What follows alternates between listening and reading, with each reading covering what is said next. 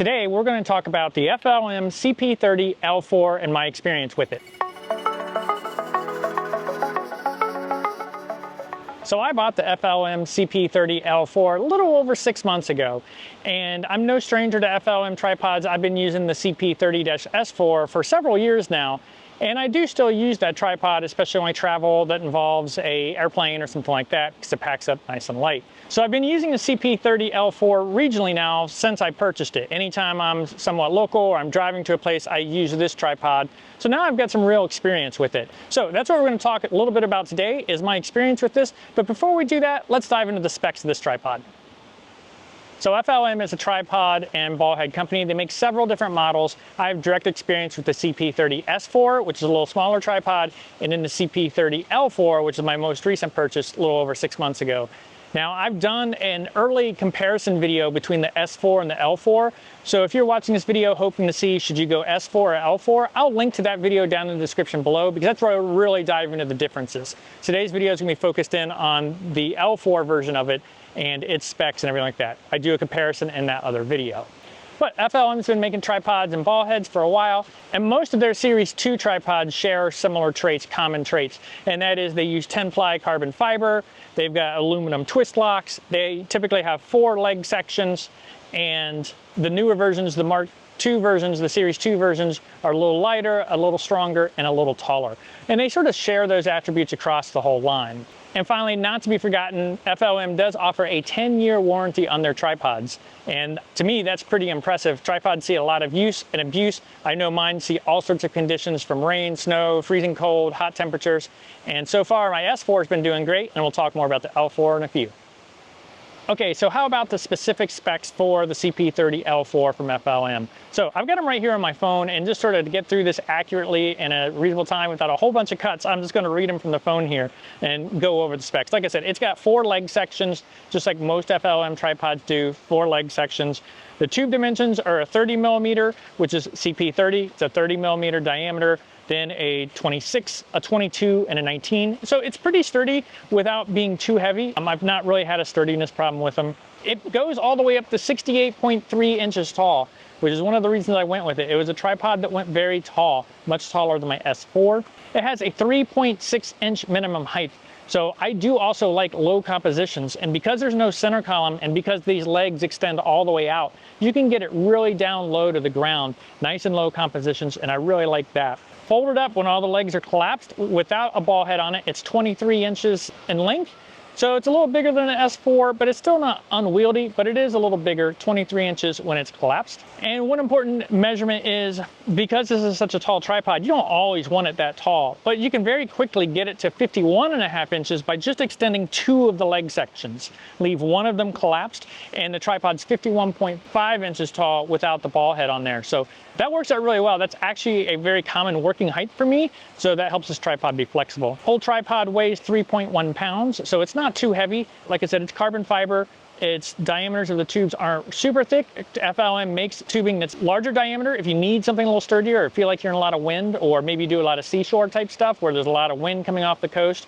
They do have other options, but this one's always been a good compromise for me. For the type of photography I do, worked out really well. And then finally, it has a 44-pound load capacity, so it can hold most of your landscape photography gear on there with no problem. So really, the L4 has a lot of similarities to the S4 from FLM, save for being significantly taller. So with that said, let's talk about my experience actually using the tripod.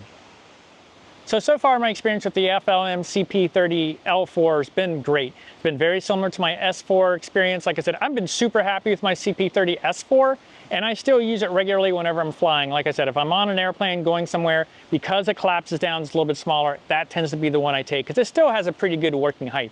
But when I'm using this one, or if I'm not flying, the L4 has been what I've been going with, and I'll tell you what, that extra height is something I really sort of underestimated. I always knew the S4 was, getting up here, but I was like, that's tall enough. That's my eye level, and it seems good. But wow, take a look at this. I mean, this is gonna be a little awkward because I've got the legs out, but look at this. Got the camera on top now. Let's extend this thing all the way. Let's get this thing here. Look at that. Camera is all the way up here. I actually have to use my flip screen to be able to see below it. And that extra height has just been something super cool. So for example, I photograph a lot of waterfalls. We've all seen it. And a lot of times waterfalls will have some rocks in the foreground or something like that. And sometimes it's nice if you're photographing like here, sometimes those rocks, they're not separated. They sort of blend into each other. With this, I can pop it up here, get it up high, get just a teeny bit of downward tilt to it, and get some separation in those foreground rocks. So that's been super cool. It's also been nice because sometimes you've got some really weird tripod positions. So maybe you're in a rocky boulder field and you need this leg to be super long, but then this leg needs to be collapsed like this, something like that. Or maybe sometimes I've even been in this situation where I need to extend this leg like way out to hit something off in the distance. Well, I just have all sorts of flexibility with the length of these legs to sort of get some pretty stable tripod setups. And it's all because this tripod is so high or so tall. So I've really sort of been surprised at how useful the extra height has been. I just sort of thought it was be nice to go a little taller, but I find having that option is super nice. Now, earlier I mentioned the minimum height is 3.6 inches, and I still like my low composition. Sometimes you get up nice and close to the water, sometimes you want to shoot up on something. And the fact that these legs, let me collapse these just a little bit, I'll show you that too. We'll collapse these a bit. Because these legs will open flat like that. So we got that one like that. So they'll get flat like this. So you can get your camera super low to the ground. So not only can I go super tall, I can go super low. So that's really nice to have in a pretty flexible package. Let's get this straightened back out here. Oh, actually, let's demonstrate the one other thing. So we've talked about super tall, that's super nice. We've talked about super low. I've always liked that about the S4 because it'll do that too. But I talked about working height, and really the S4 working height's around 53 inches, I think, not counting the ball head on it. And that is a pretty comfortable working height. My default is probably like right in here, right? Get it to eye level.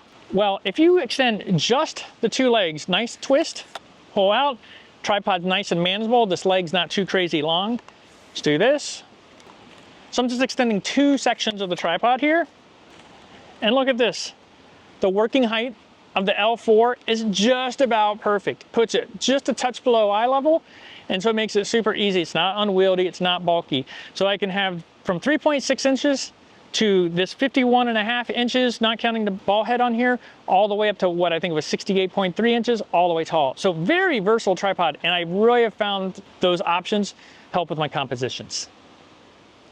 Okay, so beyond that, like I said, those are some of the features that are great. I already talked about the quality. My S4, several years old at this point, and like I've said before, it's seen everything from rain, snow, hot, cold, all of it. And it's been flown across the country multiple times on the outside of a camera bag, banged against rocks, and it's great. It's almost like new condition. Couple little scratches on the aluminum twist locks, but everything functions fine. And between you and me, I actually haven't even had to clean it yet. Now, I don't do a lot of saltwater photography, so that helps, but it's just, the thing's a tank, it works great. And this L4 has given me no reason to think any different. Like I said, I've only had this one for a little over 6 months, but the locks are all great, feels very similar to the S4.